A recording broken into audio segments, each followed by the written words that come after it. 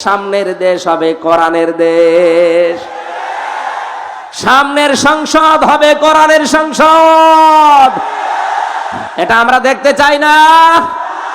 চর্ম চোখে যেন আল্লাহ দেখার তৌফিক দেন। 56,000 বর্গ মাইল এইটা দিয়ে চলছে, জোরে বলেন আমিন। দরুদ আর সালাম পাঠের মাধ্যমে আজকের তেলাওয়াত কিন্তু আয়াত থেকে আমরা আরম্ভ করছি। আমি কোরআনে কারিমের সূরা মুদ্দাসসির 7টা আয়াত পড়েছি। এত আয়াত আমি তাফসীর মাহফিলে পড়ি না, আজকে একটু বেশি হয়ে গেছে। আপনারা সময় দেবেন না ইনশাআল্লাহ? আমার শরীর যেন সাপোর্ট দেয়, সকলে বলেন আমিন। সূরা মুদ্দাসসির, নবীজিকে আল্লাহ পুরা কোরআনে 7টা নাম ধরে ডাক দিয়েছিলেন, তার ভেতরে মুদ্দাসসির একটা। প্রথম যে আয়াতগুলো কোরআনের নাজিল হয় এই পৃথিবীতে আমরা জানি, অনেকে এই সূরা আলাকের প্রথম 5 আয়াত, তো অনেক তাফসীর কারক লিখেছে না, প্রথম আয়াত নাজিল হওয়া কোরআনে কারিমের এই সূরা মুদ্দাসসিরের প্রথমে এই 7টা আয়াত। দুইটা বর্ণনায় ঠিক আছে। প্রথমটা নাজিল হওয়ার পরে নবীজি যখন হেরা গুহায় বিশ্বনবী মুহাম্মদুর রাসূলুল্লাহর কাছে ফেরেশতা এসে বলেন, ইয়া মুহাম্মদ ইকরা, নবীজি বললেন মা আনা বিকারি, আমি পড়তে পারবো না, আমি পড়তে জানি না। এই শব্দটা আমি বাংলা অর্থে মিলাতে পারি না, এখানে বাংলা অর্থ হবে আমি পড়তে পারবো না। পড়তে পারবেন না মানে আমি বলে বলে দে, আপনি পড়েন ইকরা ইকরা ইকরা। এই এদিকে তাকান, গুরুত্বপূর্ণ একটা তথ্য এখানে আছে।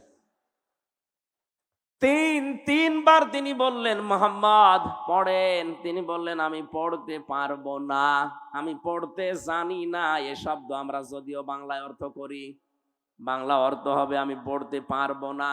কেন পারবেন না?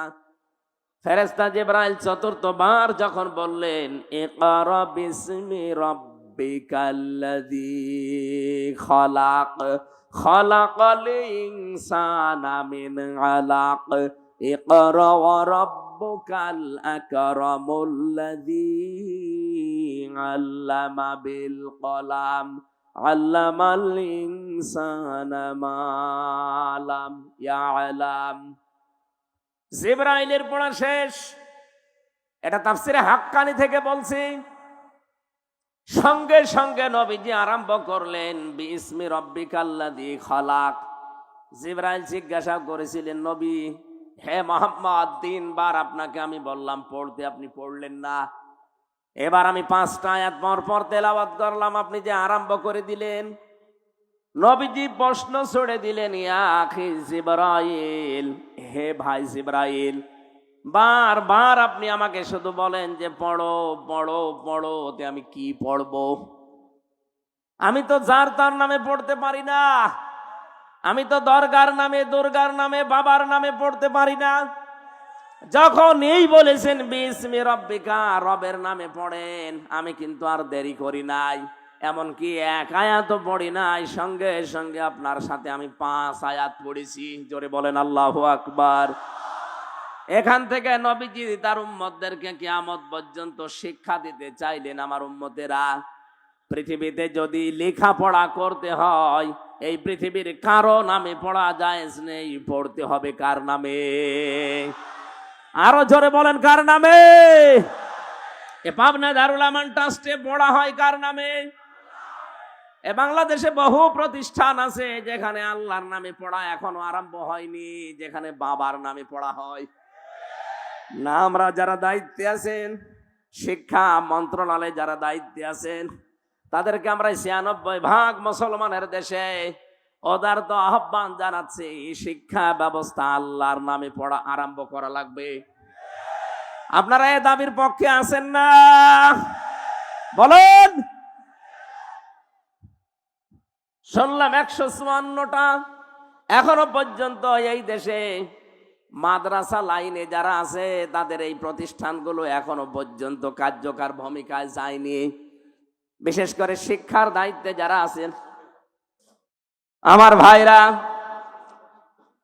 ধর্ম উপদেষ্টা হিসাবে যিনি এখন দায়িত্বে আছেন ডক্টর আফামা খালিদ সাহেব, উনি অলরেডি বাংলাদেশের মসজিদের খতিব, ইমাম এবং মুয়াজ্জিনদেরকে সরকারিভাবে বিশেষ করে পশ্চিমবঙ্গের মতো তাদের ভাতার ব্যবস্থা অলরেডি করছে। এটা যদি কায়েম হয়, এই দেশে যতগুলো প্রতিষ্ঠান আছে, বিশেষ করে বাঁকা চোখে দেখা হয় যাদেরকে আল্লাহর নামে পড়ানো হয়, এই জন্য বাঁকা চোখে দেখা হয়। ৯৬% মুসলমানের দেশে আমরা আহ্বান জানাবো এইগুলো তাড়াতাড়ি কলেজের মতো এমপিওভুক্ত করা হোক, কি সরকারিকরণ করা হোক, এটা আমরা চাই না। তাহলে তখন এই 2 টাকা 5 টাকার জন্য আপনার পেছনে ঘোরা লাগবে না তাদের। নবীজি বললেন, জিবরাইল বারবার আমাকে বলেন যে পড়ো পড়ো পড়ো। আমি পড়বো কি? যখনই বলেছে বিসমি রব্বিকা, রবের নামে, তখন আমি আর দেরি করি নাই। সুতরাং আহ্বান জানাবো আমাদের ছেলে মেয়ে যাদের আছে এইরকম প্রতিষ্ঠান, যেখানে পাবেন অন্তত 3 থেকে 5 বছর আপনি ছোটকালে তাদেরকে কোরআনের সাথে সম্পৃক্ত করার জন্য পড়াবেন। কারণ কোরআনের সাথে সম্পর্ক মানেই রবের সাথে সম্পর্ক। কথা বলেন ঠিক কিনা? 3 থেকে 5 বছর আপনি একটু চেষ্টা চালান, এরপরে আপনার ছেলেকে আপনি ডক্টর বানান, ডাক্তার বানান, ইঞ্জিনিয়ার বানান, ডিসি বানান, এসপি বানান, যা বানাবেন কোনো অসুবিধা নেই। শুধুমাত্র এখানে 3 থেকে 5 বছর এরকম যত প্রতিষ্ঠান বাংলাদেশে আছে যেখানে কোরআনের শিক্ষা দিয়ে রবের সাথে সম্পর্ক করা হয়, আমি 2টা গ্যারান্টি আপনাকে দিতে পারি। এই 3 বছর 5 বছরের কারণে আপনার ছেলে কোনো দিন নেশা করবে না। 2 নম্বরে, কোনো দিন শেষ বয়সে আপনাকে বৃদ্ধাশ্রমে রেখে আসবে না। কয়েকদিন আগে আমি নীলফামারীর কিশোরগঞ্জ থানায় গিয়েছিলাম।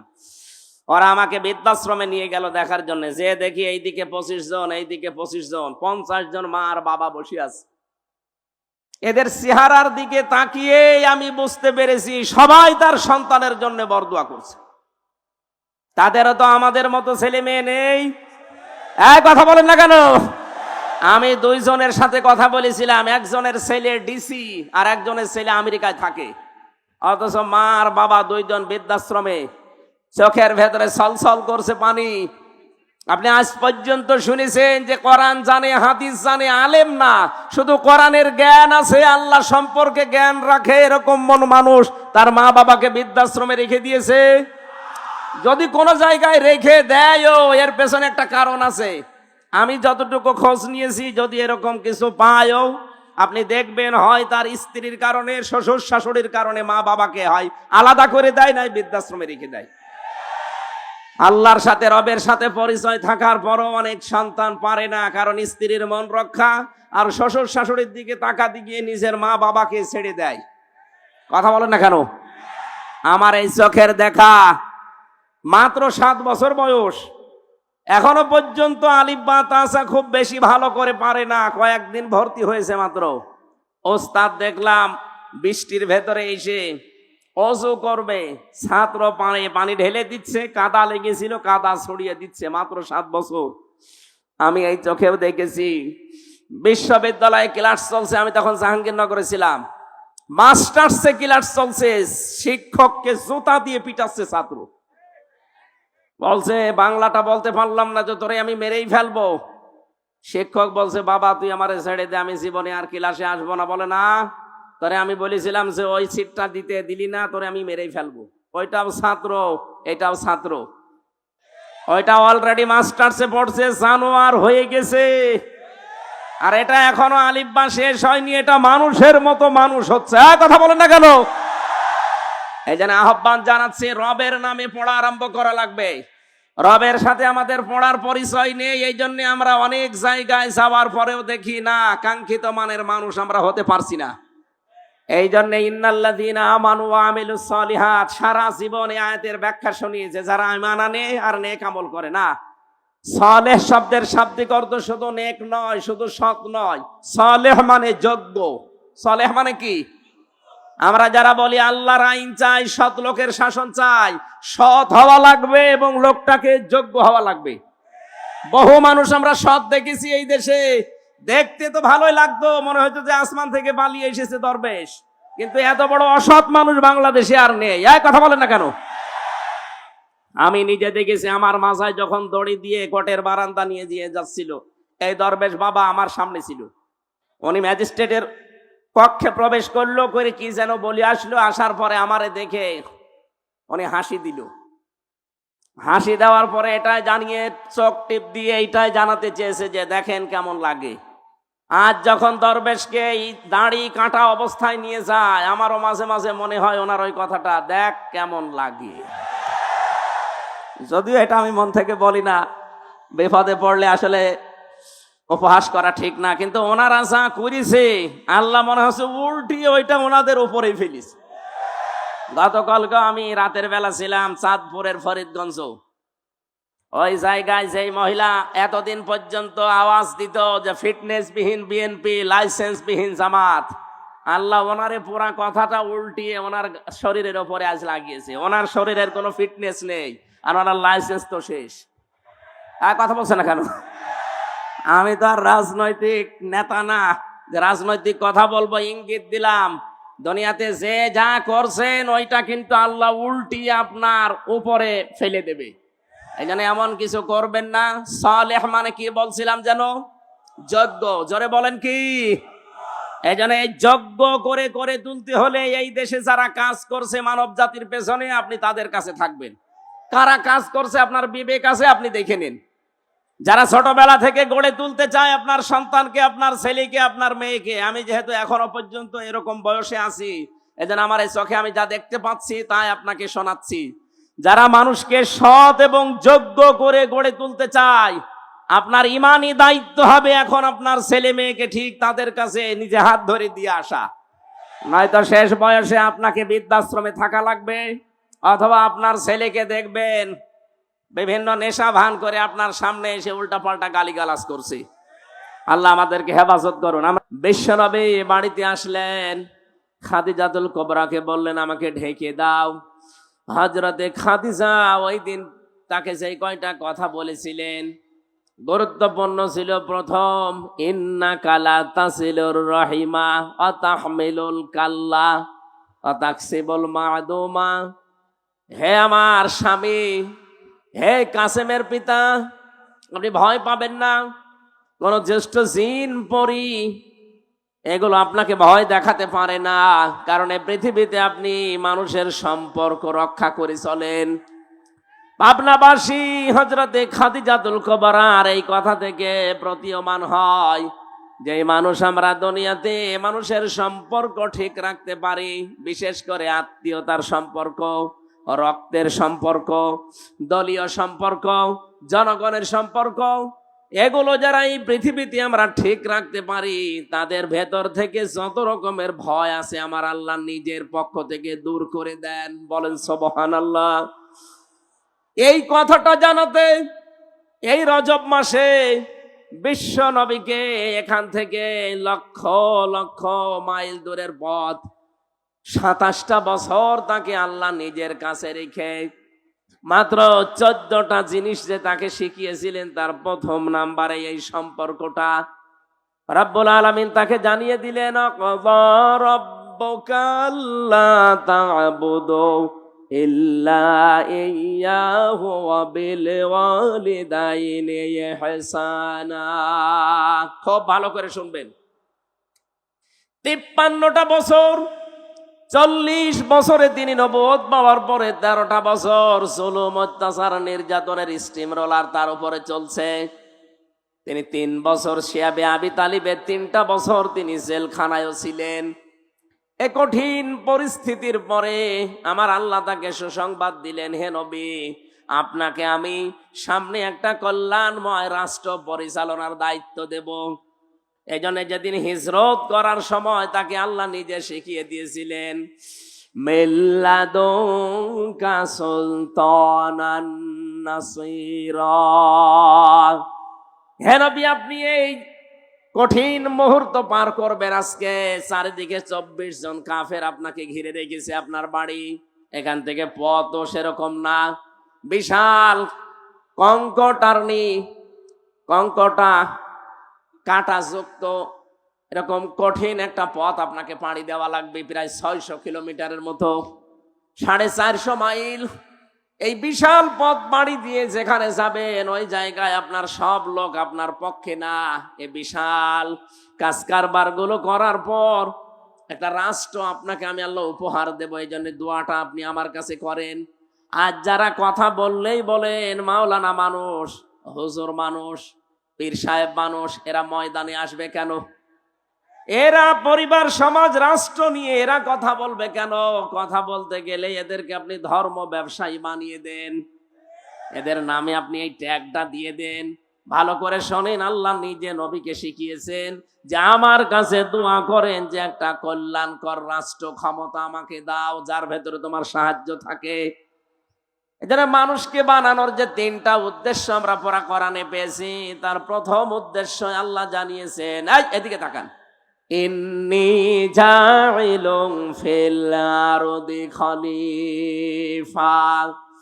ফেরেশতাদেরকে আল্লাহ বলেছিলেন আমি পৃথিবীতে মানুষ পাঠাতে চাই। কি হিসাবে পাঠাবো? আমার খলিফা হিসাবে। খলিফা মানে প্রতিনিধি, খলিফা মানে, জবান খোলেন, খলিফা মানে কি? আল্লাহর যেই কাজটা করার দরকার উনি না করে ওনার প্রতিনিধি পাঠিয়েছেন, সেইটাই আমরা। প্রতিনিধিকে আল্লাহ পাঠালেন কোথায়? জাইলুন ফিল আরদি, জমিনে। কোন জায়গায়? আরো জোরে বলেন। পাবনাবাসী জবান খুলে উত্তর দেবেন, আমরা কি আজ আল্লাহর খলিফা হিসাবে জমিনে আছি?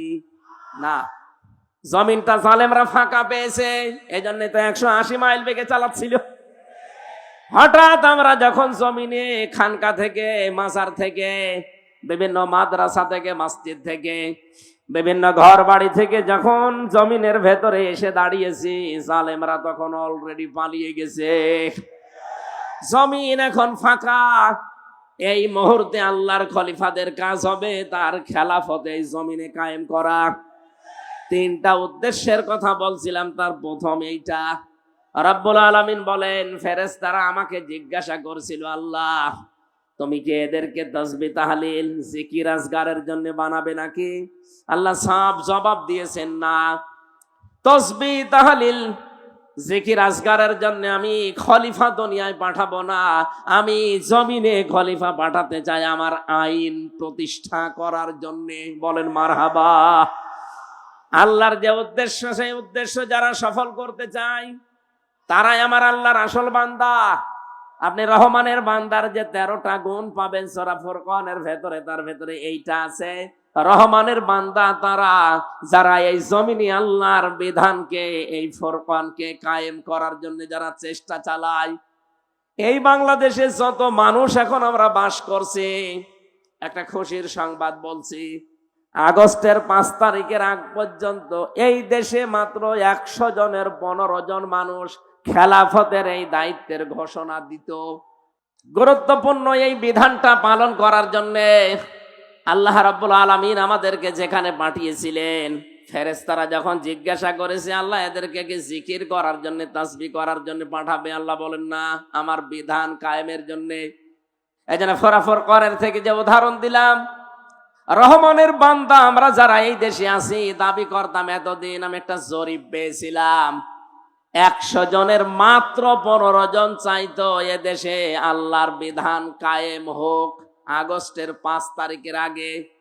অথচ 4.5 মাস পরে জানুয়ারিতে একটা রিপোর্ট পেয়েছিলাম, এই দেশে এখন 100 জনের 58 জন মানুষ চাচ্ছে আল্লাহর বিধানে জমিনে কায়েম হোক। কয়েক মাসের ব্যবধানে মানুষের পরিবর্তন এত এসে গেছে, হিন্দু পর্যন্ত এখন চাচ্ছে কোরআনের বিধান কায়েম হোক। কয়েকদিন আগে জামাত ইসলামের শ্রদ্ধাভাজন আমির জামাত গাইবান্ধায় গিয়েছিলেন। একজন পুরোহিত, একজন ঠাকুর, হিন্দু বেটা, উনি আগে বক্তব্য দিতে গিয়ে জানিয়েছেন এই দেশে কোরআনের বিধান কায়েম হলে আমরা সব চাইতে বেশি নিরাপদে থাকতে পারবো। এই জন্য জালেমদের তো মাথা খারাপ এতদিন ছিল, এখন অনেক মুনাফিক মানুষের মাথা দেখছি খারাপ হয়ে গেছে। ওরাও তো এগুলো দেখে যে হচ্ছেটা কি। এই জন্য মাওলানা মিজানুর রহমান আজহারি একটা কি যেন টাচ দিয়েছে, অনেকের মাথায় গিয়ে লেগেছে। উনি শুধু টাচ দিয়েছিল, এতদিন এক দল খেয়েছে আর এক দল খাওয়ার জন্য রেডি হয়ে আস। আপনারে বলিছে, কয়েকদিন আগে আমার সিলেটে ওনার সাথে অনুষ্ঠান ছিল, উনি আমারে বলছে, হামজা ভাই, আমি বললাম যে একদল খেয়েছে আর এক দল খাওয়ার জন্য রেডি হয়ে আছে, একটা গ্রুপ দেখলাম গায়ে মেখে নিল। কারণ কি? আমি তো আর কাউকে উদ্দেশ্য করে বলি নাই। এই দেশে 48টা প্রায় নিবন্ধিত দল, আরো আছে নিবন্ধনের বাইরে, সব মিলে প্রায় ৭৩টার উপরে। কারো গায়ে লাগে না, আপনার গায়ে লেগেছে কোন কারণে? তার মানে অবশ্যই আপনি এরকম কিছু করবেন বলে আশা করি আছেন। গত 2 দিন আগে একজন ঘোষণা দিয়েছে যে 15.5 বছরে কোরআনের কথা বলতে হলে তো অনুমতি নেওয়া লাগতো, আমরা যদি যেতে পারি অনুমতি দেব না। আরে ভাই, আপনি এই কথাটা আগেই বলে ফেললেন, কদিন পরে বলতে পারতেন না? জনগণ তো সব জেনে ফেললো। আপনার যে আশা ছিল, আশায় গুড়ে বালি। কথা বলেন না কেন? এদেশে আর কিছু থাক বা না থাক, কোরআনে কারিম দেশে থাকবে ইনশাআল্লাহ। 4.5 মাসে যদি 15 থেকে 58 হয়ে যায়, আর 4.5 মাস যেতে দেন।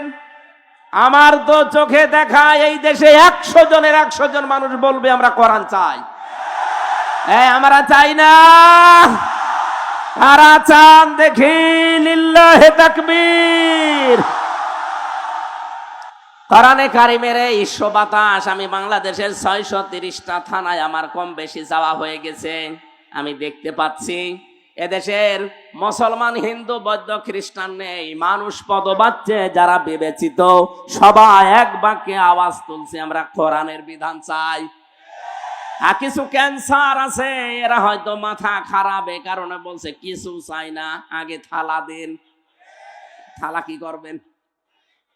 আমরা আহ্বান জানিয়েছি একেবারে স্পষ্ট ভাষায়, যারা দায়িত্বে এখন আছেন সংস্কার করেন খুব তাড়াতাড়ি, সম্মানজনক একটা সময় নিয়ে সংস্কার করে তাড়াতাড়ি নির্বাচন দিয়ে নির্বাচিত সরকারের হাতে দেশটা তুলে দেন।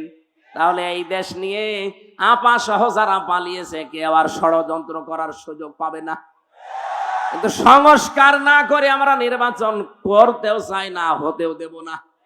কারণ আর আগে দিনের ভোট রাতে হয়ে যাবে। কথা বলেন ঠিক কিনা? দিনের ভোট রাতে হয়েছে, এটা কি ওয়াজ করা লাগবে? যারা করেছে আমার সাথে, এরকম একজন ওসি ছিল জেলখানায়, সে আমার নিজে বলেছে যদি আমরা দিনের ভোট রাতে করেছি। সুতরাং আমরা চাই 1628 জন এরকম চেয়ারে যারা বসে আছেন, এগুলো সব জালেমদের দোসর অথবা নিজেরাই জালেম। কথা বলেন না কেন? এরা এই তিনটা টার্মে এই জালেমদেরকে এরা টিকিয়ে রাখার জন্য সর্বাত্মক চেষ্টা চালিয়েছে। আমরা চাই খুব তাড়াতাড়ি ওদেরকে চেয়ার থেকে নামিয়ে এই 15.5 বছরে যারা বৈষম্যের শিকার ছিল তাদেরকে চেয়ারে বসান। এই কথা বলেন না কেন? নয়তো এভাবে যদি আবার আমতা করে দিয়ে দেওয়া হয়, একবারে ডিক্লিয়ার দিয়ে দেবে 154 জন, দিনের ভোট রাতে হয়ে যাবে, আগে যা ছিল তাই। তাহলে তো ওরাই থাকা ভালো ছিল। এক লোক বিবাহ করার পরে বাসর রাত্রে এখনো স্ত্রীর কাছে যায়নি, শাশুড়ি এসে বলছে বৌমা কি করবা জানি না, আমার কিন্তু নাতি চাই। বলছে মা আপনি সময় দেবেন না। ননদ যে বলছে ভাবি কি করবা জানি না, আমার কিন্তু ভাতিজা চাই। দাদি শাশুড়ি গিয়ে বলছে কি করবা জানি না, আমাদের কিন্তু পুতি চাই। স্বামী এবার এসে বলছে বউ ঘুমিয়ে পড়ো, কিন্তু আমার বেবি চাই। স্ত্রী বলছে দাঁড়ান, আপনার কি সব পাগলের বংশ? এখনো বাসরই হয়নি, এখনো বাসর হয়নি, এরপরে এর ভেতরে আপনার মা এসে চায় নাতি, আপনার দাদি এসে চায় পুতি, আপনার বোন এসে চায় ভাতিজা, আর আপনি যে এসে চাচ্ছেন বেবি। আমি কেগুলো ডাউনলোড করে নিয়ে আসবো, সময় দেবেন না? আগে অন্তত বাসর হোক, অন্তত 10 মাস 10 দিন সময় দেন, তারপরে যে যা চেয়েছেন সবগুলোই দেব। কিন্তু আমার 1 বছর সময় দেওয়া লাগবে। কথা বলেন ঠিক কিনা? আরে ভাই, যারা দায়িত্ব নিয়েছে এরা তো একটাও রাজনীতিবিদ না, সব ব্যবসায়ী, এক একজন এক এক দিকের। তাই আপনি 1 বছরও সময় দিলেন না, বেবি ডাক শুনবেন কি করে? এই জন্য আমরা কাঙ্ক্ষিত মানের সময় দিতে চাই, সম্মানজনক সময় নিয়ে তারা খুব তাড়াতাড়ি সংস্কার করে এদেশে এমন জায়গায় নিয়ে যাক যেন আমার ভোট আমি দেব, যাকে খুশি তাকে দেব। কথা বলেন ঠিক কিনা? আমার ভাইরা, বিশ্বনবী মুহাম্মদুর রাসূলুল্লাহ, আল্লাহ রাব্বুল আলামিন তাকে ডাক দিয়ে বললেন হে নবী, আপনি আমার কাছে এই দোয়াটা করেন যে আমি রাষ্ট্রীয় ক্ষমতা চাই। আজ যারা এই দেশে এই কথা আহ্বান জানাই আপনাদেরকে যে আমরা রাষ্ট্রীয় ক্ষমতায় যেতে চাই, কারণ আমরা এই কোরআনে কারিমকে প্রতিষ্ঠা করতে চাই। ওদের মনের ভেতরে যদি দুনিয়ার কোনো কামনা বাসনা থাকে, আপনি মাস্ট বি তার পেছনে থাকবেন না। এই কথা বুঝতেছেন? কারণ এই মানুষগুলো অলরেডি শপথ নেওয়ার সময় আল্লাহকে কথা জানিয়েই দিয়েছে, ইন্না সলাতি ওয়া নুসুকি ওয়া মাহইয়ায়া ওয়া মামাতি লিল্লাহি রাব্বিল আলামিন। আমার নামাজ, আমার কোরবানি, আমার বেঁচে থাকা, আমার মরে যাওয়া আমি সব আল্লাহকে দিয়ে দিয়েছি। সুতরাং এই শপথ যারা পাঠ করে, এই মানুষগুলো নিজের জন্য অন্তত কিছু করবে না। যদি করে, সে মুনাফিক হয়ে কিয়ামতে উঠবে। কারণ সে আল্লাহর কাছে অঙ্গীকার দিয়েছে। কথা বলেন না কেন?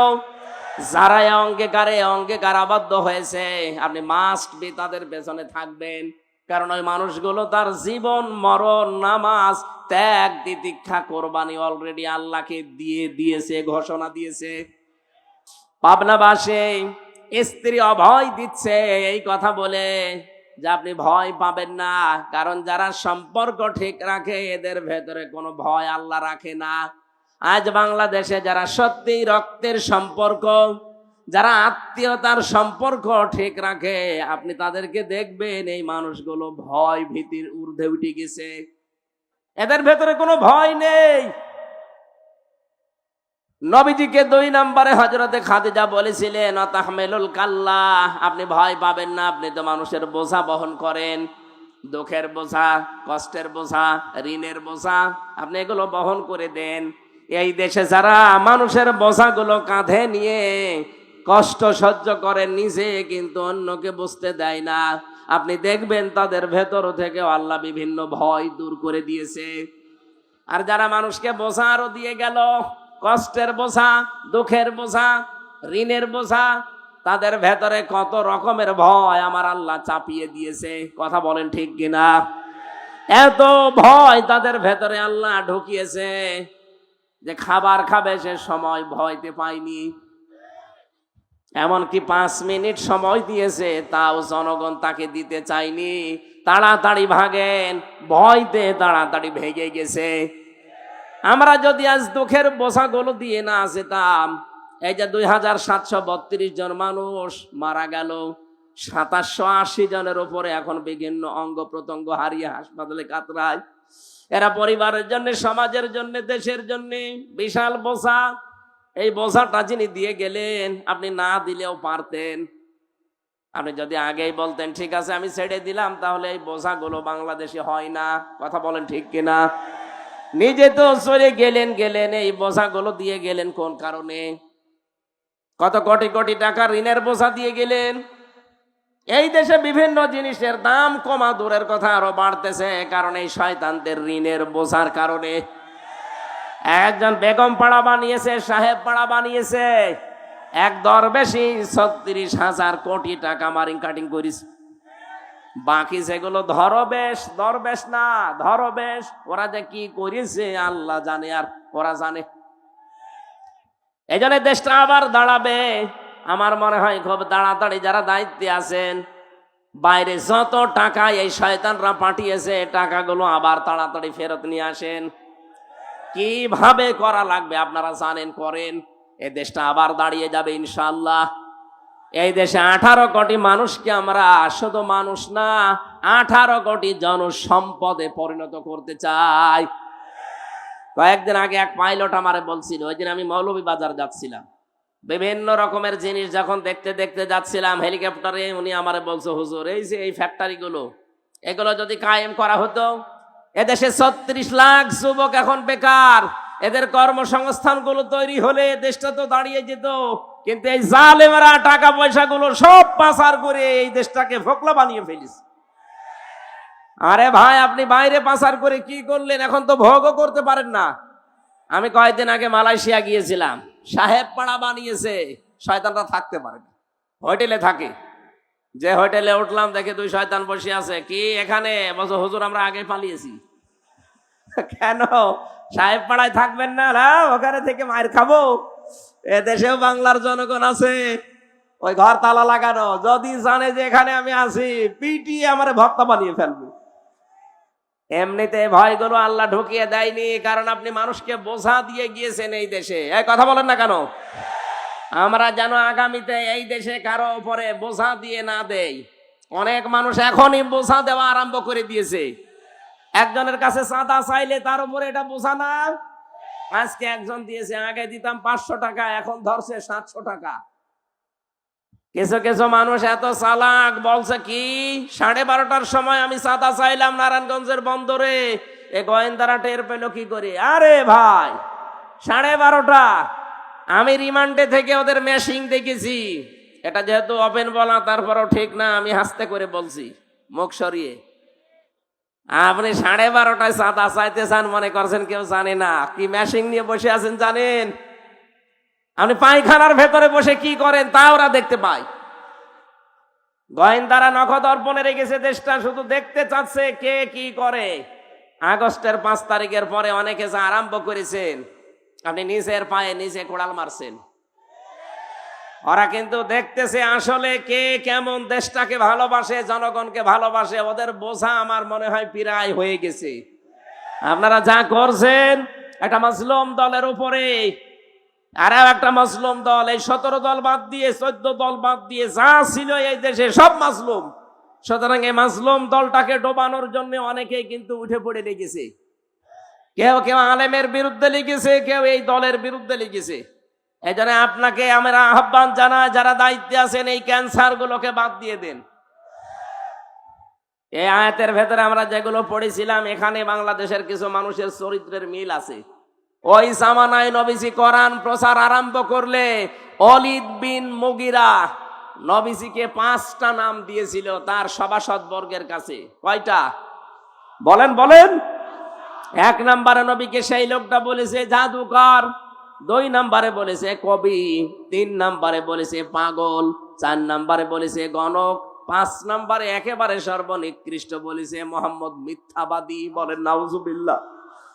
রব্বুল আলামিন বলেন, না, তুমি যে 5টা নাম দিলে, তোর এই 5টা নামের জবাবে আমি আমার নবীকে আরো 5টা গুণ বাড়িয়ে দিলাম। ইয়া আইয়ুহান নাবিয়্যু ইন্না আরসালনাকা শাহিদাও ওয়া মুবাশশিরাও ওয়া নাযীরা ওয়া দা'iয়ান ইলাল্লাহি বিইযনিহি ওয়া সিরাজাম মুনীরা। সূরা আহজাব 44, 45, 46 নম্বর আয়াত। 45 নম্বর 46 নম্বর আয়াতে আল্লাহ নিজে জানিয়েছেন, ওরা গালি দেয় আপনাকে 5টা, আমি আল্লাহ আপনার গুণ আরো 5টা বৃদ্ধি করে দিলাম। হে নবী, আপনাকে আমি পাঠিয়েছি শাহিদা, সাক্ষীদাতা হিসাবে।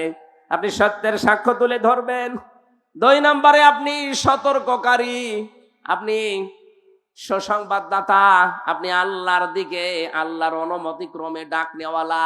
5 নম্বরে আপনি উজ্জ্বল প্রদীপ। এই 5টা নাম আল্লাহ ওয়ালিদ বিন মুগিরা এই নামগুলো দেওয়ার পরিপ্রেক্ষিতে আল্লাহ নিজে দিয়েছেন। বলেন সুবহানাল্লাহ। এখন নবীজি নেই, নবীর ওয়ারিসদেরকে আজ যারা চিন্তা ভাবনা করে করে নতুন নতুন নাম দিচ্ছেন, এই যে এই আয়াতে আছে ইন্নাহু ফাক্কারা ওয়া কদ্দারা ফাকুতিলা কাইফা কদ্দারা সুম্মা কুতিলা কাইফা কদ্দার। রব্বুল আলামিন বলেন, বহু চিন্তা ভাবনা করে নবীর বিরুদ্ধে এই কথাগুলো দাঁড় করিয়েছিল যে নবীজি গণক, নবীজি জাদুকর, নবীজি কবি, নবীজি পাগল, নবীজি মিথ্যাবাদী। কত নিকৃষ্ট চিন্তা ভাবনা তার। 1500 বছর আগে ওয়ালিদ বিন মুগিরা নবীকে গালি দিয়ে অভিশপ্ত হয়েছে। আল্লাহ বলেন কুতিলা ফাকুতিলা, সর্বনাশ ওই লোকটার জন্য। কাইফা কদ্দারা, কি করে এই চিন্তা তার মাথায় আসলো? আজ বাংলাদেশে কত রাজনৈতিক দলের নেতা দেখছি আলেমদেরকে এখন কোরআন প্রচারের কারণে ধর্ম ব্যবসায়ী বলে গালি দিচ্ছে।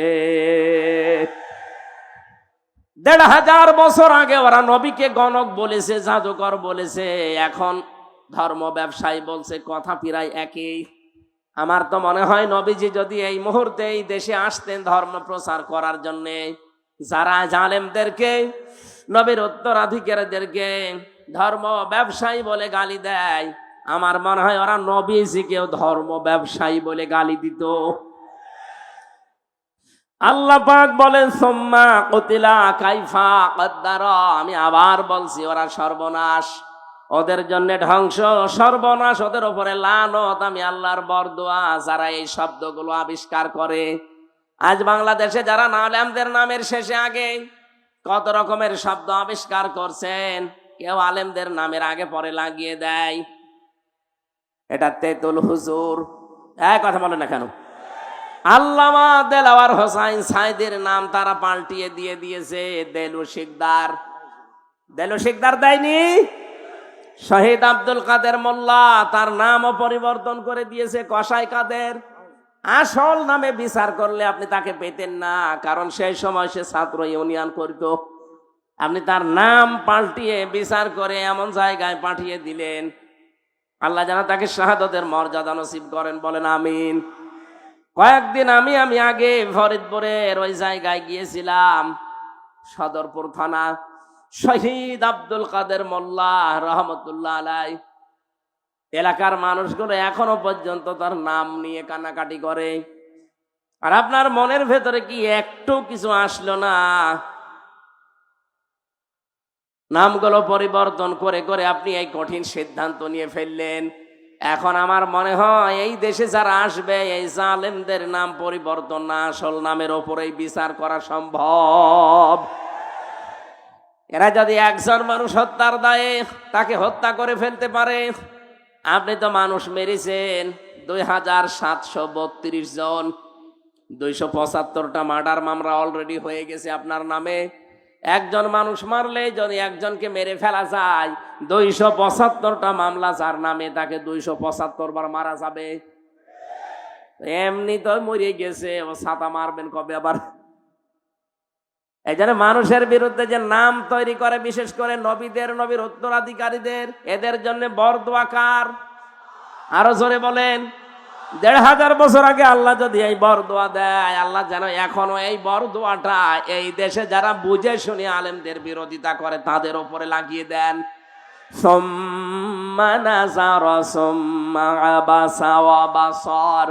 আল্লাহ পাক বলেন একবার কিন্তু তাকিয়েছিলেন নবীর দিকে।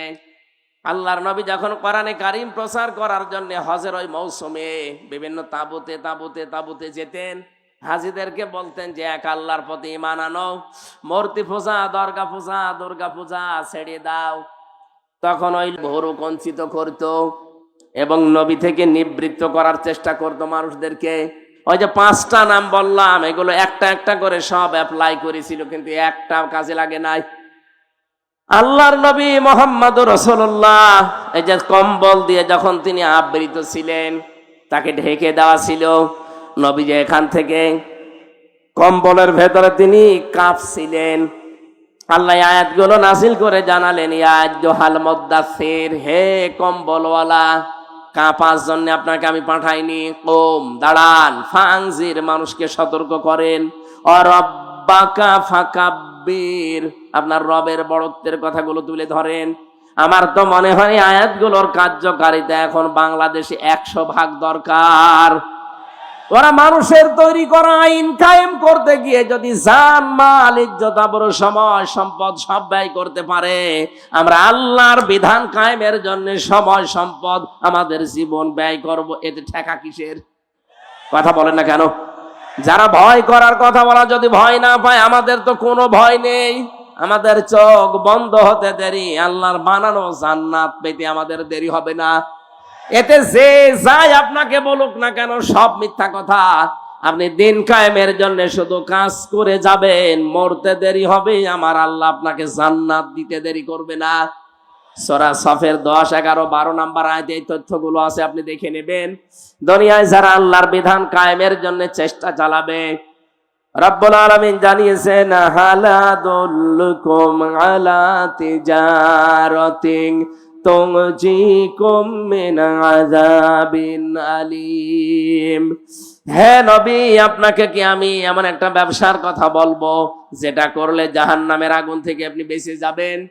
তুমিনুনা বিল্লাহি ওয়া রাসূলিহি ওয়া তুজাহিদুনা ফি সাবিলিল্লাহ বিআমওয়ালিকুম ওয়া আনফুসিকুম যালিকুম খায়রুল লাকুম ইন কুনতুম তা'লামুন। বলেন আমিন। আমার কথার সামারাইজ হচ্ছে, ওরা মানুষের তৈরি করা আইন এই দেশে কায়েম করতে যদি ভয় না পায়, ওরা যদি পিছপা না হয়, আমরা আল্লাহর তৈরি করা আইনে জমিনে কায়েম করতে কোনোদিন আর পিছপা হবেন? যে যেখান থেকে আসেন আপনার ওই জায়গা থেকে আপনি চেষ্টা চালাবেন। দিন যদি কায়েম হয় তো ভালো, যদি কায়েম না হয় আপনার কোনো অসুবিধা নেই। আপনার বেতন ঠিক বিকাল 5টা জীবনের শেষ দিনই আপনি পেয়ে যাবেন। বলেন সুবহানাল্লাহ। বিশ্বনবীকে আল্লাহ জানিয়েছেন সিয়াবাকা ফাতাহির, আপনার পোশাক পবিত্র করেন। এখানে পোশাক পবিত্রের ব্যাখ্যা আমি পেয়েছি 3টা। 1 নম্বরে আপনি যেন কোনো নাপাক পোশাক পরবেন না। 2 নম্বরে কোনো হারাম উপার্জনের টাকা দিয়ে পোশাক কিনবেন না। 3 নম্বরে আপনার পোশাককে যেন আপনি 8-60 ছোট খাটো এরকম পরবেন না। আপনার পোশাক হবে ঢিলা ঢালা। আপনার পোশাক যেন আবার টাকনোর নিচে চলে না যায়। প্যান্ট পায়জামা লুঙ্গি যাই পরেন না কেন এটা যেন টাকনোর নিচে না যায়। এইটাও এই আয়াতের ব্যাখ্যা। আর রজিসা ফাহাজুর, হ্যাঁ নবী আপনি অপবিত্রতা থেকে বেঁচে থাকবেন। এখানে অপবিত্রতা বলতে মূর্তি পূজা বোঝানো হয়েছে। পৃথিবীতে যদিও আমরা মূর্তি পূজা মুসলমানেরা করি না, কিন্তু দরগা পূজা আমাদের দেশে আছে। আমাদের দেশে পীর পূজা আছে, মাজার পূজা আছে, মানুষ পূজা আছে, মানুষের ছবি পূজা করা আছে। কথা বলেন ঠিক কিনা? আমরা এই জিনিস থেকে মুক্ত থাকবো আজকে থেকে। ওয়ালা তামনুন তাস্তাকসির, বেশি পাওয়ার জন্য মানুষকে দান করবেন না। ওয়ালি রাব্বিকা ফাসবির, ইসলামের উপরে চলতে গিয়ে, ইসলাম প্রচার করতে গিয়ে, ইসলামের উপরে টিকে থাকতে গিয়ে বিপদ আপদ মুসিবত আসবে, আপনি ধৈর্য ধারণ করবেন। এই 7টা আয়াত আমার আল্লাহ নাযিল করেছিলেন এই ওলীদ ইবনে মুগীরার কথার জবাব দেওয়ার জন্য। পরবর্তীতে কিয়ামতের কিছু ভয়াবহ চিত্র আমার আল্লাহ নিয়ে আসলেন তার জীবন সম্পর্কে। ফাইযা নুকিরা ফিন নাকুর ফাযালিকা ইয়াউমাইযিন ইয়াউমুন আসির আলাল কাফিরিনা গায়রু ইয়াসির।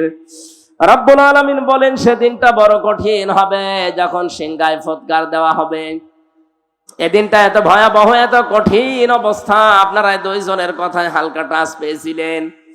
কিয়ামতের ময়দানে সূর্যটা আসবে মাত্র আধা হাত উপরে, 12টা মুখ দিয়ে তাপ দিতে থাকবে। গুনাহগার মুজরিম পাপিষ্ঠ যারা, তাদের মাথার মগজগুলো টকবক করে ফুটতে থাকবে। আল্লাহ রাব্বুল আলামিন বলেন ওই কঠিন দিনকে একটু স্মরণ করো। হে নবী, এই মানুষগুলো তো ওই কঠিন দিন বিশ্বাস করতে চায় না। আপনি আমার উপরে ওদের ভার ছেড়ে দেন। যারনি ওমান খালাকতু ওয়াহিদা, যারনি আমাকে ছেড়ে দেন এবং তাকেও ছেড়ে দেন। খালাকতু ওয়াহিদা, যাকে আমি স্পেশাল ভাবে বানিয়েছি। এই ওলীদ ইবনে মুগীরার কোনো নাম ছিল না, গন্ধ ছিল না, পরিচয় ছিল না। আমি আল্লাহ নিজে তাকে এত সুন্দর করে আকৃতি দিলাম, পৃথিবীতে আনলাম, ধন সম্পদের মালিক বানালাম। ওয়াজআলতু লাহু মালাম মামদুদা। তাফসীরে ইবনে কাসির বলেন তাকে আল্লাহ এত বেশি দীর্ঘ সম্পদের মালিক বানিয়েছিলেন। ধন সম্পদ, টাকা পয়সা, ছেলে মেয়ে, চাকর বাকর, বাড়ির কাজের লোক সব ছিল তার। অবানিনা শুহুদা, তার সন্তানাদি এবং তার সঙ্গী আল্লাহ ভরপুর করে দিয়েছিলেন। ওমাহাত্তু লাহু তামহিদা, তাকে ভোগের সামগ্রী পর্যন্ত ভরপুর আল্লাহ দিয়েছিলেন। ভোগ করতে যা লাগে সব আল্লাহ তার আয়ত্তে এনে দিয়েছিলেন। সুম্মা ইয়াতমাউ আন আযীদা, কিন্তু তার পেট ভরেনি। যত দিয়েছি ও আরো চেয়েছে। এই স্বভাব এখনো আমাদের অনেকের ভেতরে আছে না নেই? কথা বলেন না কেন? অনেক আলেমের ভেতরে, অনেক পীরের ভেতরে, অনেক ইমামের ভেতরে, অনেক মুসলমানের ভেতরে এই স্বভাবটা এখন বিদ্যময়, একেবারে বিধিবদ্ধ হয়ে গেছে। যত আছে আরো তত চাই। ইত্তাবিউ মাল্লা ইয়াসালুকুম আজরাও ওয়া হুম মুহতাদুন। রব্বুল আলামিন বলেন, অনুসরণ করবা দুনিয়ার মানুষেরা তাদেরকে যারা মানুষকে আল্লাহর দিকে ডাকে কিন্তু পারিশ্রমিক চায় না। 2 নম্বরে তারা নিজেরাও হেদায়েতের উপরে আছে। বাংলাদেশে এই 2টা গুণ বিশিষ্ট যারা আছে তাদেরকে অনুসরণ করার কথা জানিয়েছেন কে? আমরা আজ একদলকে দেখতে পাই, তারা নিঃস্বার্থভাবে আল্লাহর দিকে মানুষকে ডাকে কিন্তু তারা হেদায়েতের উপরে নেই। কারণ হেদায়েতের উপরে থাকতে গেলে মাস্ট বি আপনাকে কোরআন দিয়ে ডাকা লাগবে। কথা বলেন না কেন? আর কোরআন দিয়ে আমরা অনেকেই মানুষকে ডাকি কিন্তু আমরা হেদায়েতের উপরে নিজেরা নেই। কোরআন দিয়ে আমরা নিজেরা মানুষকে ডাকি, হেদায়েতের উপরে নেই। এই জন্য বললাম, হাজারো মানুষ আজ পারিশ্রমিক চেয়ে নেয়, জোর করে নেয়, না দিলে ওরা কোরআন প্রচার করতে যায় না। এটা আয়াতের সাথে পুরা সাংঘর্ষিক, আপনি যতই দলিল পেশ করেন না কেন। সুতরাং নবীর এই কোরআনের আয়াত অনুযায়ী, আল্লাহর কোরআনের আয়াত অনুযায়ী ওই মানুষগুলোকে অনুসরণ করা লাগবে যারা নিঃস্বার্থভাবে আল্লাহর কোরআনের প্রচার মানুষের ভেতরে করবে এবং নিজেও হেদায়েতের উপরে থাকবে। আমরা বাংলাদেশে অনেকগুলো মানুষকে পেয়েছিলাম, তার ভেতরে এখানে যিনি কথা বলতেন আল্লামা সাঈদী রহমতুল্লাহ আলাই। কথা বলেন ঠিক কিনা? তার ইখলাসের কারণে, তার ভেতরে যে আল্লাহর প্রতি তাওয়াক্কুল ভরসা ছিল, তিনি যে উজরত ছাড়া আল্লাহর কোরআনে কারিমকে প্রচার করতেন, এই জন্য আল্লাহ তাকে আজ পর্যন্ত চিরন্তন করে রেখে দিয়েছে। আমরা তাদের অনুসরণ করতে চাই, আল্লাহ তৌফিক দেন, বলেন আমিন। আল্লাহ বলেন ওই লোকটাকে উদ্দেশ্য করে যে, ওলিদ আরো চাও, আরো চাও। ইন কাল্লা ইন্নাহু কানা লিআয়াতিনা আনিদা সাউরহিকুহু সাউদা।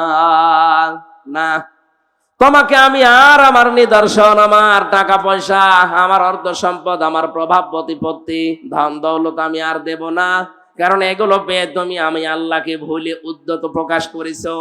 সুতরাং আল্লাহর নিয়ামত পাওয়ার পরে যারা নিয়ামতের শুকরিয়া আদায় না করে আর উল্টা পাল্টা কাজে নিজের জীবনকে জড়িয়ে দেয়, আল্লাহ বলেন সাউরিহিকুহু সাউদা, অতি শীঘ্রই আমি আল্লাহ তাকে সাউদ, এটা জাহান্নামের একটা পাহাড়ের নাম। তার মানে দুনিয়ায় যদি আল্লাহ বিপদে তাকে নাও ফেলে, মরণের পরে মহা বিপদ এসে পড়বে। যারা সম্পদের সুষ্ঠু বন্টন করতে চায় না, যারা কোরআনকে আল্লাহর বাণী হিসাবে বিশ্বাস করে না, মানে না, কোরআনওয়ালা মানুষদেরকে যারা কষ্টের ভেতরে ফেলতে চায়, আল্লাহ আমাদের এই মানুষ থেকে হেফাজত করুন, বলেন আমিন। রব্বুল আলামিন এরপরে জানিয়েছেন, সুম্মা আদবারা ওয়াস্তাকবারা ফাকালা ইন হাযা ইল্লা সিহরুন ইউসার, ইন হাযা ইল্লা কাউলুল বাশার সাউসলিহি সাকার ওয়া মা আদরাকা মা সাকার লা তুবকি ওয়া লা তাযার লাওয়াহাতুল লিল বাশার আলাইহা 19। ও বাংলার মানুষেরা, কোরআনের বক্তব্যগুলো সহজ সরল ভাষায় দেওয়ার পরে যাদের বিশ্বাস হয় না, যারা উল্টা দিকে মন নিয়ে চলে যান, তাদের সম্পর্কে আয়াতগুলো রব্বুল আলামিন বলেন, এই লোকটা এতবার করে, মুখ ফিরিয়ে নেয়, অহংকার করে চলে যায়, যা বলে বলুক, এরকম বহু কথা শুনেছি না। এই কথা যদি কেউ মনে করে এ কোরআন মানুষের তৈরি করা, মানুষ বানিয়েছে, এটা রব্বুল আলামিন বলেন এই মানুষগুলোকে অতি শীঘ্রই আমি সাকারে দেব। তার মানে শুধু মরতে দেরি হবে, এই সাকারে আল্লাহ ফেলে দেবে, মরণের আগেও তাদের জীবনটা সাকারময় করে দেবে, বলেন নাউজুবিল্লাহ। ওমা আদরাকা মা সাকার, আপনি জানেন এটা কি? জাহান্নামের একটা দরজার নাম। কি আছে এই দরজা দিয়ে প্রবেশ করলে? আল্লাহ পাক বলেন লা তুবকি ওয়ালা তাযার, আস্ত ছেড়ে দেবে না, বাকিও রাখবে না। একেবারে আস্তও ছেড়ে দেবে না, বাকিও রাখবে না। লাওয়াহাতুল লিল বাশার, এই দরজা দিয়ে যারাই প্রবেশ করবে আল্লাহ আগে তাদের চামড়া খসিয়ে নেবে। বাংলার মুসলমানেরা কত ভয়ঙ্কর একটা ঘর আল্লাহ বানিয়েছে। যারা সত্যকে সত্য জানার পরে অহংকার করে মুখ ফিরিয়ে চলে যান তাদের জন্য। আর বাংলাদেশে এই রোগের রোগী বেশি, কারণ এত তাফসির মাহফিল পৃথিবীর কোনো দেশে হয় না। কোরআন দিয়ে মানুষকে ডাকা এই বাংলাদেশের মতো কোনো দেশে আমি পাইনি। এত ডাক দেওয়ার পরেও যারা ফিরে আসতে চান না, খালি উল্টা পাল্টা মনে করে, অহংকার করে যারা উল্টা দিকে ফিরে যান, আপনার জন্য কিন্তু সাকার অপেক্ষা করছে। এর বর্ণনা আল্লাহ নিজে দিয়েছেন, কাল্লা, কখনোই না, সাকারে তোরে প্রবেশ করাবো। এটা এমন একটা ভয়ঙ্কর জায়গা, এ ঘরে ঢুকলে আগে চামড়া খুশি যাবে। ইন্না শাজারাতা যাক্কুম তাআমুল আসিম কাল মুহলি ইয়াগলি ফিল বুতুনি কাগলিল হামিম খুযুহু ফাতিলুহু ইলা সাওয়াইল জাহিম সুম্মা সাব্বু ফাওকা রাসিহি মিন আযাবিল হামিম যুক ইন্নাকা আনতাল আজিজুল কারীম ইন্না হাযা মা কুনতুম বিহি তামতারুন। বলেন আল্লাহু আকবার। রব্বুল আলামিন এমন একটা চিত্র এখানে চিত্রায়িত করেছেন যে জাহান্নামের ভেতরে এই সাকারে যারা পড়বে তাদেরকে যাক্কুম ফল আমি খেতে দেব। খোদার যন্ত্রণায় যখন তারা দুই হাত দিয়ে যাক্কুম গাছের ফল পেটের ভেতরে দেবে, গলার ভেতরে যাওয়ার পরে সামনেও আসবে না, ভেতরেও যাবে না, মাঝখানে থাকবে। এটা ছড়ানোর জন্য তারা জাহান্নামের ফেরেশতাদের কাছে বলবে পানি দেন। তাদের নিজেদের রক্ত আর পুষ গরম করে যখন তাদের সামনে ধরা হবে, মুফাসসির জানিয়েছেন এটা যখন এই চোয়ালের কাছে আসবে এত গরম হবে, এই নিজের ঠোঁটের মাংসগুলো সব খসে পড়ে ওই পাতিলার ভেতরে পড়বে। গরম টকবগে এই পানিগুলো নিজের পেটের ভেতরে যাবার পর আল্লাহ বলেন এই মানুষগুলোর নাড়ি ভড়ি যা আছে সব পায়খানার রাস্তা দিয়ে বের হয়ে যাবে। পাবনাবাসী আযাব কিন্তু আমাদের জন্য অপেক্ষা করছে। এই জন্যই বলছি,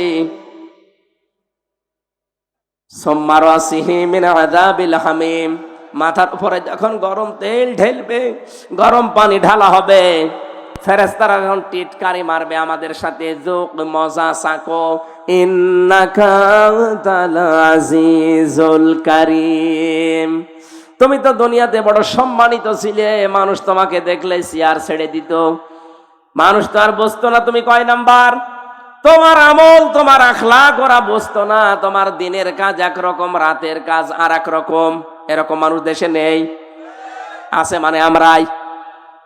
আমাদের চেহারা দেখে উপরের কাজ বেশ ভালোই লাগে, ভেতরে ভেতরে লোকটা এত নিচে নেমে গেছে, শয়তানও অত নিচে নামে না। এখানে যাদের মোবাইল আছে, ফোন আছে, ফ্যাক্স আছে, বাড়িতে কম্পিউটার আছে, এই মানুষগুলোর জীবনে এত নিকৃষ্ট গোনাগুলো এরা করে শয়তানের ধোকায় পড়ে যে শয়তানও অত নিচে নামে না। এই কথা বলেন না কেন? যাদের মোবাইলে আকাশ সংস্কৃতির মাধ্যমে, ইন্টারনেটের মাধ্যমে এমন এমন জিনিস নামান যেগুলো মা আর ছেলে এক জায়গায় বসে দেখা যায় না, স্বামী স্ত্রী পর্যন্ত এক জায়গায় বসে দেখবে তাও লজ্জা পায়, এমন কোন দৃশ্য যাদের মোবাইলে নামানো আছে এই মুহূর্তে ডিলিট করা লাগবে। নয়তো ফেরেশতারা আযাব দিতে দিতে এই শব্দটা বলবে, যুক ইন্নাকা আনতাল আজিজুল কারীম, বড় সম্মানিত ছিল দুনিয়ায়, আজ মজা নাও। আজ তো এখানে মাত্র 20,000 50,000 মানুষ নাই আমরা হব, এখানে যদি আল্লাহ এরকম অপমান করে আপনি অপমানেই মরে যাবেন। কিয়ামতে কোটি কোটি মানুষ থাকবে, একটা বারের জন্য ভাবেন কোটি কোটি মানুষ থাকবে, এতগুলো মানুষের সামনে আমাকে ধরে আল্লাহ অপমান করবে যে দুনিয়ায় তোকে কেউ টের পায়নি, আজকে আমি সব ওপেন করে দেব। তোর মোবাইলে কি থাকতো আজকে আমি সব দেখাবো। ও বাংলার যুবক সন্তানেরা যারা মোবাইলে এমন দৃশ্য রাখেন, এখনই যদি আপনি মারা যান, আপনার এই মোবাইলটা আপনার বোন ব্যবহার করবে, এই মোবাইলটা আপনার মা ব্যবহার করবে, এই মোবাইলটা আপনার বাবা ব্যবহার করবে। কথা বলেন না কেন? বলেন তো আপনার কি মনে হয় যে মোবাইলটা রেখে গেলেন, যার ভেতরে অর্ধ উলঙ্গ উলঙ্গ ছবি রেখে দিয়েছেন, এমন এমন নাম্বার রেখে দিয়েছেন, বিবাহিত মেয়েদের নাম্বার, পাশের বাড়ির প্রতিবেশীর স্ত্রীর নাম্বার, ভাবির নাম্বার সেভ করে ওলট পালট গল্প করেন যারা, এই মোবাইলটা কিন্তু আপনার বাবা ব্যবহার করলে সব দেখবে। আপনি তো মরে গেলেন, এটা যদি সত্যি আপনার বাবা ব্যবহার করে আর যদি ওই দৃশ্যগুলো মোবাইলের ভেতরে পায়, তো কি ধারণা করবে আপনার প্রতি আপনার বাবা বলেন। সুতরাং এই মুহূর্তে আপনার মরণের তো কোনো গ্যারান্টি নেই, বাড়ি যেতে পারবেন গ্যারান্টি আছে? বলেন বলুন, কোনো গ্যারান্টি নেই। এই মুহূর্তে ডিলিট করা লাগবে। যেটা নিচে দেখলে ভালো লাগে, আবু তালেব সাহেব দেখলে আপনি লজ্জা পান, আপনি শরম পান, এরকম কোন দৃশ্য থাকলে আল্লাহর ভয়ে এই মুহূর্তে ডিলিট করা লাগবে। কারা কারা করবেন হাত তোলেন তো। হ্যাঁ, কি আছে মোবাইলে দেখি, এদিকে আসেন। না, আমি হাসির খোরাকি দেওয়ার জন্য বলি নাই, হাজারো মানুষের এরকম চরিত্রের অবক্ষয় কিন্তু আরম্ভ করে ফেলেছে শয়তান। কথা বলেন না কেন? আল্লাহ কিয়ামতের কঠিন ময়দানে আমরা যেন ধরা খেয়ে না যাই, সকলে বলেন আমিন। রব্বুল আলামিন বলেন, এই ঘরে সাকারে প্রবেশ করাতে দেরি হবে, তোর চামড়া খসে যেতে কিন্তু দেরি হবে না। চিন্তা করেন তো কি ভয়ঙ্কর ঘর। আমরা রিমান্ডে ঘরের নাম শুনি, আমি যে রিমান্ডে ছিলাম মাটির নিচে, হ্যাঁ ওটা ভয়ঙ্কর ঘর। ওখানে গেলে যে নখ তুলে নাই কি করে আমি দেখেছি, আমার সামনে অনেকের নখ তুলে নিয়েছে হাতের পায়ের, কিন্তু পুরা শরীরের চামড়া কাউকে আমি একবারে খসাতে দেখিনি। চামড়া খসিয়েছে হয়তো হাতের তালুর চামড়া, এখান থেকে আস্তে করে ব্লেড দিয়ে কেটে আপনি চামড়া ধরে যদি মাথা ধরে টান দেন দেখবেন পুরাটা চলে আসবে। আমি নিজে দেখেছি, একজনের চট্টগ্রামে বাড়িয়ে ছেলেটার আমার সামনে দিয়ে নিয়ে গেল, কিছুক্ষণ পরে দেখি কাঁদতে কাঁদতে আসছে। জিজ্ঞাসা করলাম, ভাই কি অবস্থা? বলে, এই দেখেন আমার হাতের আঙ্গুল নেই, নখগুলো সব ওরা প্লাস দিয়ে তুলে ফেলেছে, আর হাতের এই চামড়া এখানে আস্তে করে ব্লেড দিয়ে কেটে দেওয়ার পরে রক্ত ফেনকি দিয়ে বের হয়, কি যেন ঔষধ আছে এখানে দিলে রক্ত বন্ধ হয়ে যায়। তখন এই মাথা যে চামড়া বেরিয়ে আসে, ওই চামড়াটা একটা মেশিন ধরে টান দেয়, পুরা চামড়া চলে আসে। আল্লাহ যে লাব্বা হাতুল্লিল বাসার দিয়েছেন, রব্বুল আলামিন বলেন মানুষের চামড়া তোলা হবে এই ঘরের ভেতরে, এর তো মাত্র হাতের তালুর চামড়া তুলেছে। জাহান্নামে শুধু এই ঘরে সাকারে ঢুকবেন, পুরা চামড়া একবারে আল্লাহ তুলে ফেলবে। রিমান্ডে এর অত্যাচার, এর চিৎকার দেখে আমারই কান্না চলে আসতো। কিয়ামতের ওই কঠিন সাকারে আল্লাহ পুরা চামড়া যখন তুলবে, বলেন তো কি চিৎকার করবে লোকটা? কে করবে? আমরাই। কারণ আমরা কে সত্যকে সত্য জানার পরে, এই যে সুম্মাদ বারা ওয়াস্তাকবারা, যারা সত্যকে সত্য জানার পরে অহংকার করে মুখ ফিরিয়ে চলে যান, হ্যাঁ ওরকম বলেই থাকে, আপনার জন্য এই শাস্তি। আর আমি দেখতে পাচ্ছি বাংলাদেশে এই শাস্তিটা বেশি হবে। কথা বলেন না কেন? এই দেশে এই শাস্তিটা বেশি হবে। চোখে আঙ্গুল দিয়ে হক পথ আপনাদের দেখিয়ে দে। আপনার যদি বিশ্বাস না হয়, এখানে যারা আলেম আছে এদেরকে জিজ্ঞাসা করেন। কোরআনে কারীম জানিয়েছে, ওয়ালাম্মা রাআল মুমিনুন আল আহজাব ক্বালু হাযা মা ওয়া'দানাল্লাহু ওয়া রাসূলুহু ওয়া সাদাকাল্লাহু ওয়া রাসূলুহু ওয়া মা যাদাহুম ইল্লা ঈমানা ওয়া তাসলিমা। সূরা আহজাব 21 নম্বর পারা 19 নম্বর পৃষ্ঠা 13 নম্বর লাইনের 22 নম্বর আয়াতে আছে। তাফসিরে যে কোনটা দেখবেন এটা পাবেন। নবীজিকে আল্লাহ জানিয়েছেন, হে নবী আপনি হক দল খুঁজে পান না। পৃথিবীতে হক দল ওইটা যাদেরকে দেখে অন্য আল্লাহ বিরোধী যারা, তারা তেড়িয়ে তেড়িয়ে মারতে আসে। বাংলাদেশে কত দল আজ ইসলামের কাজ করছে, দেখেন তো কোন দলের ওপরে বাতিলের টার্গেট নেই, শুধু একটা দলকে ওরা দাবিয়ে রাখতে চায়। আপনি হক দল খুঁজে পান না মানে এই আয়াতের তাফসীর পড়বেন, দেখবেন এই দেশে হক আপনি যদি চিনতে নাও পারেন, বাতিলরা কিন্তু চিনে ফেলেছে। ওরা জানে যে এই দেশে আল্লাহর কোরআন কায়েম করতে চায় কারা। ওরা এটাও বিশ্বাস করে যে কোনোদিন তাহেরির দ্বারা এদেশে কোরআন কায়েম হবে না। ওরা বিশ্বাস করে নজিবুল বছর মজভণ্ডরীর দ্বারা জীবনেও কোরআন দেশে কায়েম হবে না। ওরা বিশ্বাস করে আট নসির দ্বারা দেশে কোরআন কোনোদিন কায়েম হবে না। ওরা বিশ্বাস করে ফেলেছে কোরআন কায়েম হতে হলে একামতে দিনের কর্মীদের দ্বারা হবে। ওদের সবার টার্গেট এখন ঠেকাও, একামতে দিনকে ঠেকাও। আল্লাহ বলেন না, এদেরকে ঠেকাতে কেউ পারবে না। অনরিদু আন্নামুন্না আলাল্লাযীনা ইসতুদঈফু ফিল আরদ। জমিনে ফেরাউন একটা দলকে দুর্বল করে রাখতে চেয়েছিল কোন ঠাসা করে, সেটা মুসা নবীর দল। আর আমি আল্লাহ ইচ্ছা করলাম তাদের উপরে অনুগ্রহ করে জাতির ইমাম তাদেরকে আমি বানিয়ে দেব। আল্লাহ মনে হচ্ছে তাই বানিয়ে দিয়েছে। সারা দেশে এখন দেখেন ইসলামের জয় জয়কার চলছে। কথা বলেন না কেন? শুধু ইমাম বানাবো না, জমিনের উত্তরাধিকারী তাদেরকে আমি বানাবো। অনুমাক্কিনা লাহুম ফিল আরদ, জমিনের শাসন ক্ষমতাও তাদেরকে দেব। অনুরিয়া ফিরআউনা ওয়া হামান ওয়া জুনুদাহুমা মিনহুম মা কানু ইয়াহদারুন, আমি আল্লাহ ওদেরকে দেখাতে চাই ফেরাউন হামান আর ওদের সৈন্যবাহিনীকে, ওরা যাদেরকে ভয় পেত তাদেরকে আমি জমিনের শাসন ক্ষমতা দিয়ে ওদেরকে আমি দেখাতে চাই। এই বাংলাদেশে 54 বছরে যাদেরকে কোন ঠাসা করে রাখা হয়েছিল, যাদেরকে দুর্বল করে রাখা হয়েছিল, সূরা কসসের 5 এবং 6 নাম্বার আয়াত মনে হচ্ছে আল্লাহ দেখাচ্ছেন। এই কথা বলেন না কেন? এই মানুষগুলোকে আজ আল্লাহ ধরে ধরে জাতির ইমাম বানিয়ে দিচ্ছে। জাতির শুধু ইমাম না, দেশের উত্তরাধিকারী আল্লাহ বানিয়ে দিচ্ছে।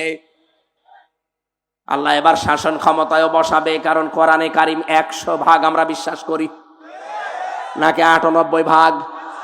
আরো জোরে। অনুমাক্কিনা লাহুম ফিল আরদ, আল্লাহ বলেন আমি নিজে তাদেরকে জমিনের শাসন ক্ষমতায় বসাবো।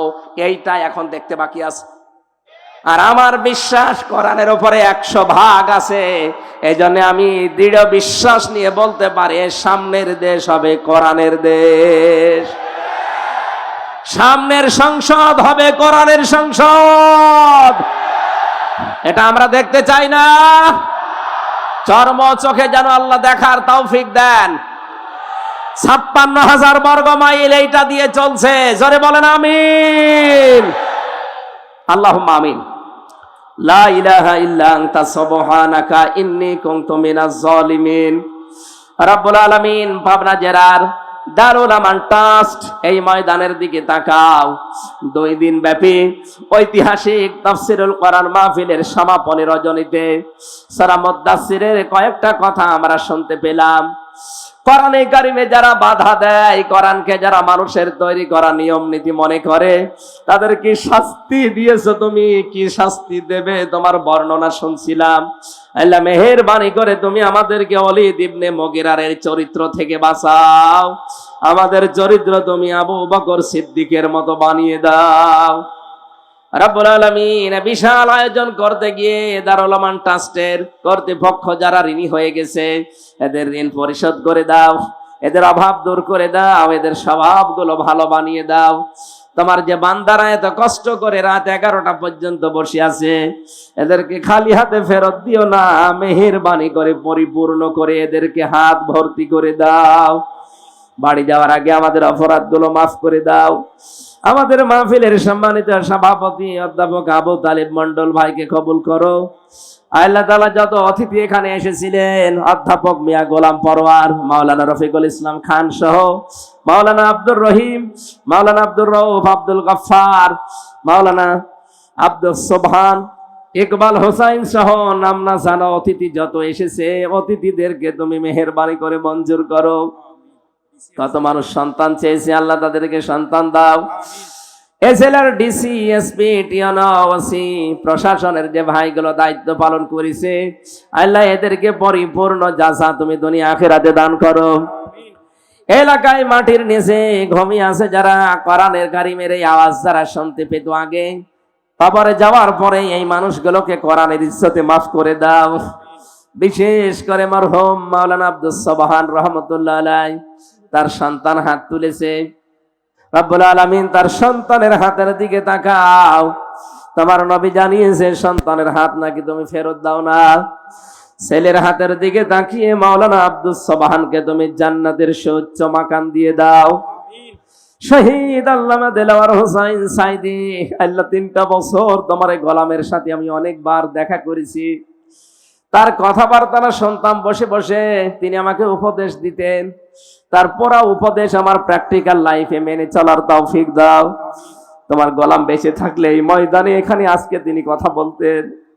তুমি যখন ডাক দিয়েছো তোমার না দরবারে তিনি হাজিরা দিয়েছেন, তাকে তুমি জান্নাতুল ফেরদাউস দিয়ে দাও। আল্লাহ তাআলা জনাব নাসিরউদ্দিন এই জমিনের মালিক, তিনি দিয়ে দিয়েছে তোমার নবীর ঘরের জন্য অক্ষ করে, তাকে তুমি মেহেরবানি করে ক্ষমা করে দাও।